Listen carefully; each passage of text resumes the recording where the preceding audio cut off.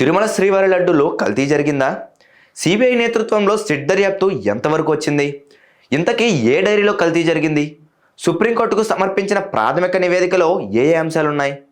ఇవే ప్రశ్నలు ఇప్పుడు శ్రీవారి భక్తులను వెంటాడుతున్నాయి. తిరుమల శ్రీవారి లడ్డూ ప్రసాదాల్లో కల్తీ నెయ్యి వినియోగించినట్లు వచ్చిన ఆరోపణలపై దర్యాప్తు స్పీడ్గా జరుగుతుంది. సిబిఐ నేతృత్వంలోని సిట్ బృందం ప్రాథమిక నివేదికను సుప్రీంకోర్టు బెంచ్కు సమర్పించినట్టు సమాచారం. ఆన్లైన్ ద్వారా రిపోర్టును అందజేసినట్టు తెలుస్తుంది. ఇప్పటి వరకు సేకరించిన ఆధారాలు, దర్యాప్తు వివరాలు అందులో పొందుపరిచినట్టు తెలుస్తుంది.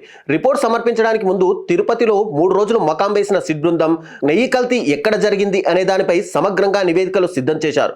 సిట్ టీంలోని అధికారులు సర్వశ్రేష్ఠ త్రిపాఠి, వీరేష్ ప్రభు, మురళీ రాంబా, డాక్టర్ సత్యన్ కుమార్లు శుక్రవారం తిరుపతిలోని సిట్ ఆఫీస్కు వెళ్లారు. దర్యాప్తు నివేదిక సమర్పించిన తర్వాత వీడియో కాన్ఫరెన్స్ ద్వారా సిబిఐ డైరెక్టర్కు వివరాలు తెలిపారు.